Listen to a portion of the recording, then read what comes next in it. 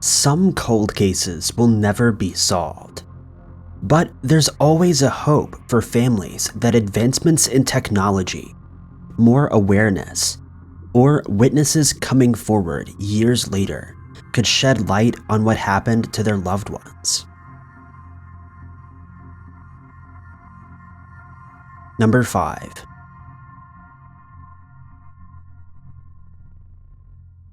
Dean Curtis Mortensen was a bright student enjoying his first year at university when he disappeared after a night out in January of 1991.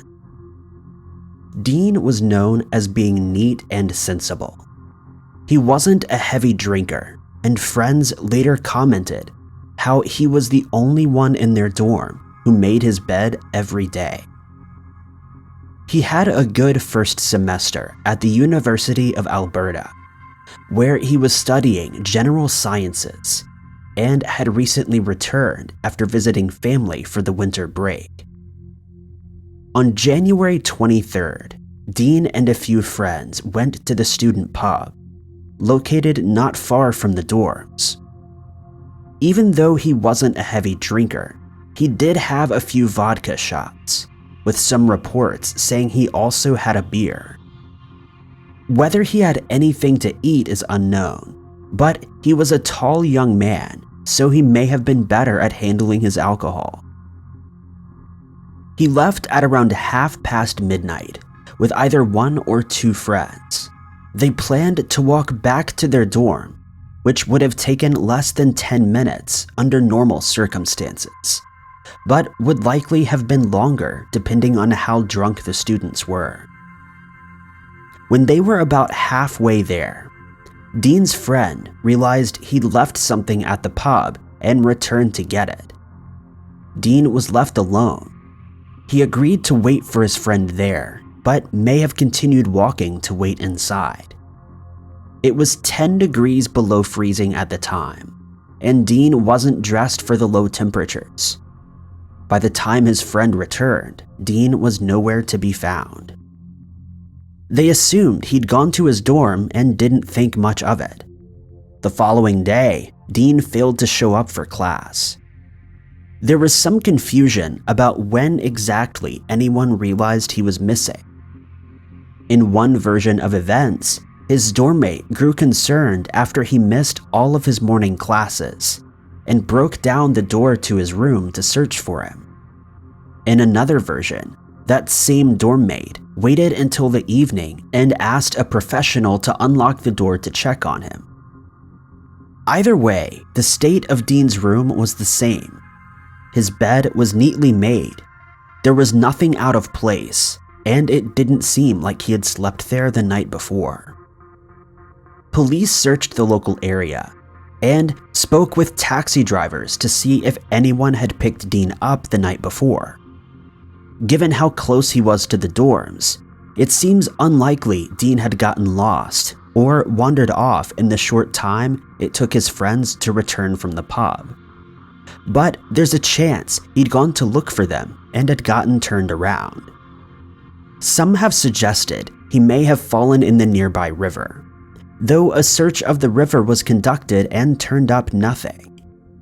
The only trace of Dean that has been found was the blue baseball cap he was wearing the night he disappeared. The hat was found 2 weeks after Dean was last seen, in the backyard of a residence some 15 minutes walk from where Dean's friends left him, and completely off the route he would have taken if he was just trying to get home. Police labeled Dean's disappearance unusual but not suspicious. They've so far not been able to explain exactly what happened that night.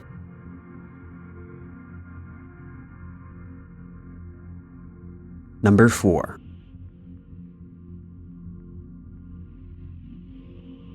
In 1987, a man calling himself Mohan Singh pulled off one of the most audacious heists the world has ever seen. And he made fools of India's Central Bureau of Investigation in the process. The target was TBZ, an expensive jewelry store in Mumbai. At the time, India had a strict Gold Control Act, which meant jewelry stores were used to being raided by the CBI to check the quality of the gold they sold. TBZ was no exception. So when a group of around 30 men with official-looking CBI IDs entered the store at about 2:15 p.m., the owner wasn't too suspicious. The group was led by a man wearing a smart three-piece suit and glasses. He had a South Indian accent, and he introduced himself as Mohan Singh and directed the raid. Singh confiscated the store owner's licensed revolver and ordered the CCTV cameras to be switched off. Cash was taken from the register and compared to the receipts, and Singh placed a number of pieces of jewelry into plastic bags, stapling to each one a slip of paper showing the government seal. The raid was conducted professionally, and nobody in the store questioned its authenticity. Once he was finished, Singh placed his specimens into a briefcase and loaded it into an expensive-looking bus parked outside. He ordered his men to stand watch of the store while he raided another outlet. For almost an hour, the men stood guard without receiving any further instructions. They hadn't heard anything from Singh since he last left the store. Finally, someone tried to reach out to him but got no reply. Someone at the store contacted the Mumbai crime branch as they finally figured out what was going on. The raid, of course, was not real, but all the men Singh had brought with him thought it was a trial raid, part of the recruitment process to work for the CBI. All of the men had responded to an ad placed in the Times of India a few days earlier. The ad was looking for dynamic graduates for intelligence officers and security officers posts, and applicants were invited to the Taj Intercontinental between 10 a.m. and 5 p.m. the following day for an interview. The Taj was the city's premium hotel, and Singh had rented an office there to conduct his interviews. The applicants were quizzed on how they would handle certain situations, and Singh eventually selected 28 who would be joining him on a mock raid the following day. Each were given official-looking CBI badges and boarded a luxury coach rented especially for the raid. None had any idea Singh wasn't the man he said he was. Indian officials were able to trace Singh's next steps after he left TBZ. He took the coach back to the hotel, where he requested the concierge book him a taxi. The taxi took him to a western suburb of the city where he rented another car. After that, the trail went cold. At first, police believed Singh had to have gang connections, but none of their informants knew anything about the raid. It was also suggested he may have been a disgruntled CBI employee, seeing as he seemed to know their processes extremely well, but none of the employees seemed to fit his description. Investigators even went to Dubai, believing he'd fled there, but again turned up nothing. Singh apparently disappeared into thin air. He didn't attempt the heist again, something which has led to the capture of many con artists, and he hasn't shown up on the police radar since.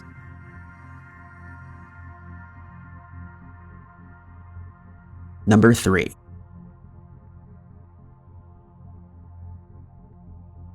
On July 20th, 2007, Asim Chaudhry was on his way out the door of his home in Canada when his older brother bumped into him. His brother asked where Asim was heading.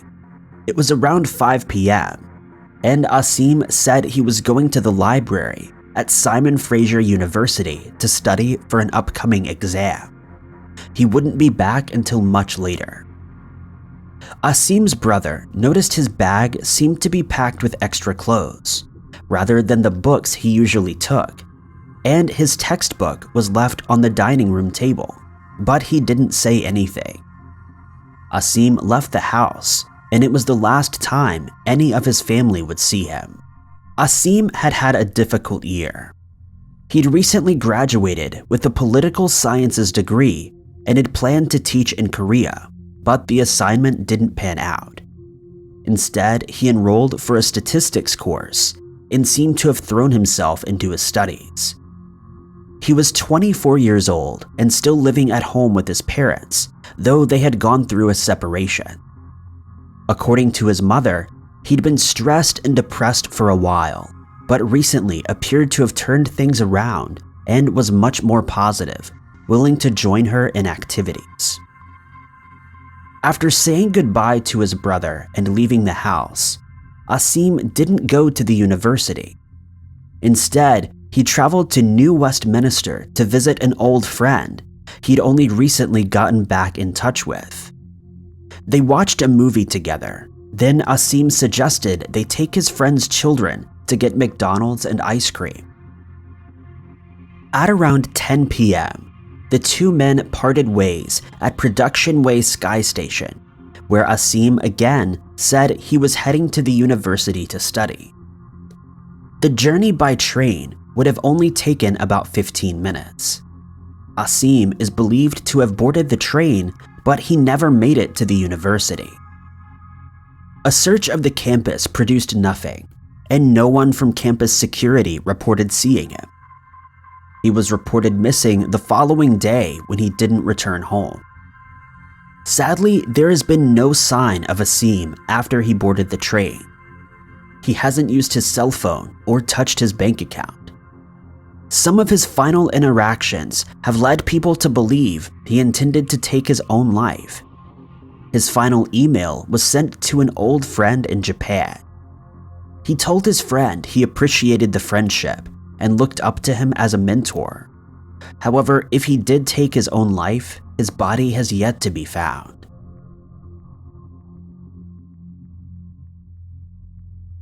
Number 2.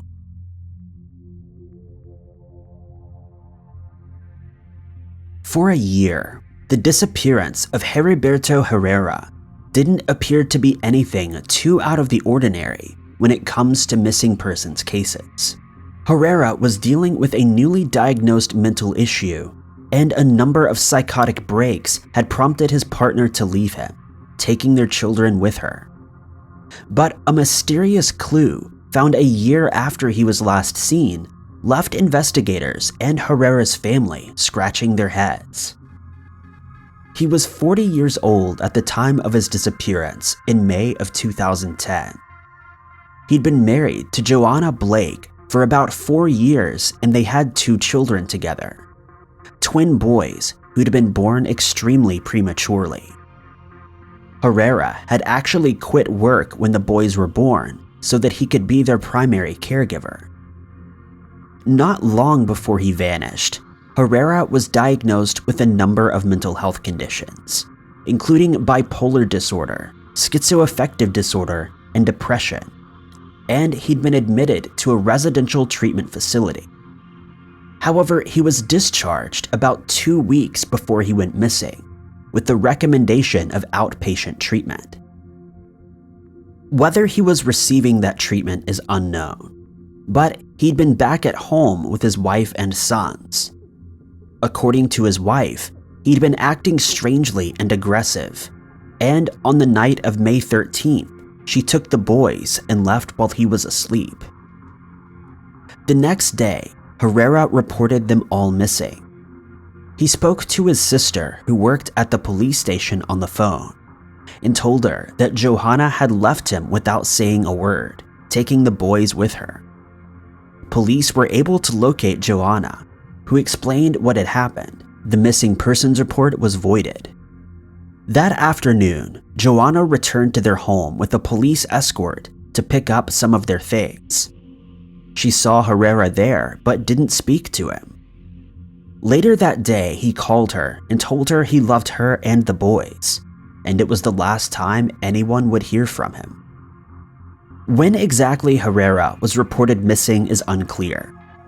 What is known is that a few weeks after he was last seen, his vehicle was found on Mount Charleston. Inside was a packed suitcase, medication, and a package of water with one of the bottles missing. His family found this odd as he wasn't particularly fond of hiking and suffered from asthma. He also had a cast on his arm when he disappeared, which would have made the hike even more difficult. A search of the mountain took place, but Herrera's family focused on looking in the city, believing he may have ended up on the streets. In both cases, there was no sign of him. A year later, an odd development in the case emerged when two hikers found a weathered box containing personal and financial records belonging to Herrera. Police believe he'd taken them with him when he disappeared. The area where it was found was inaccessible, leaving Herrera's family certain that foul play was to blame for his disappearance. Despite the progress made, the case has been at a standstill ever since.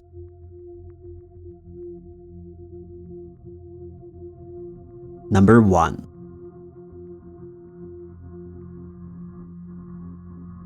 On May 5, 1983, a Dairy Queen restaurant in Oklahoma contacted Carol Garton to ask why her daughter, Melody Jones, hadn't shown up for work.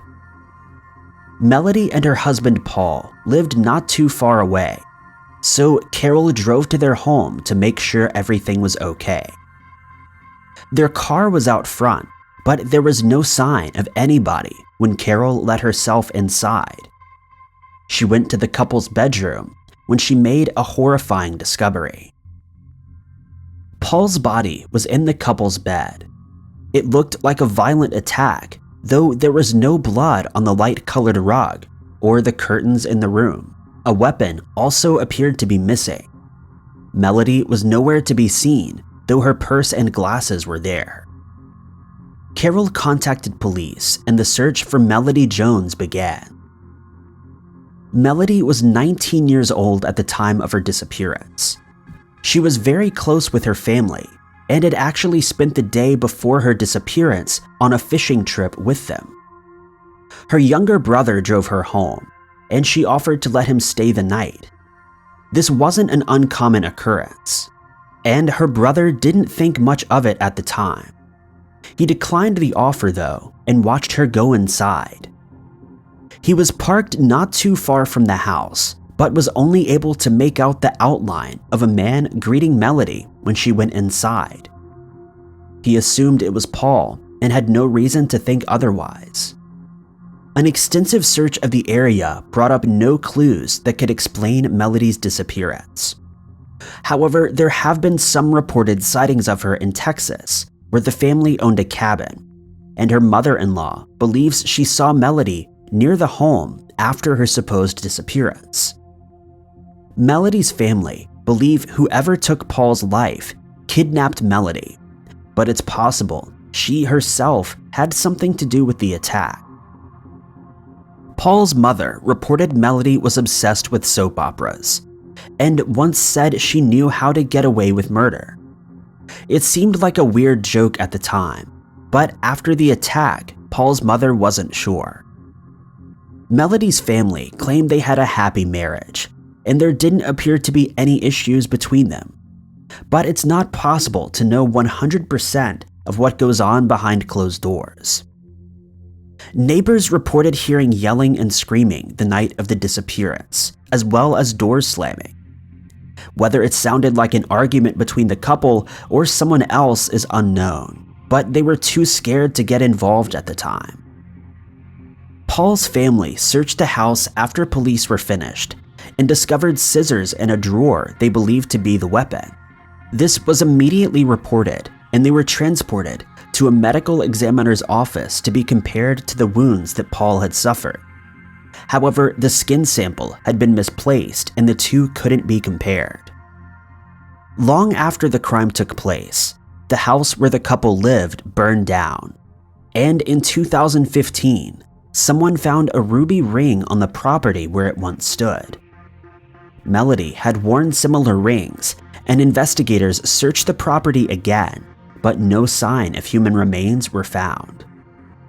The case remains cold, but Melody's family still holds out hope that someone will come forward with answers. Thank you guys so much for watching. If you like this video, be sure to click that like button. Also, don't forget to subscribe and click that notification bell to keep up to date with all of our future uploads. But I've been Ty Knotts, and I'll catch you guys in the next video.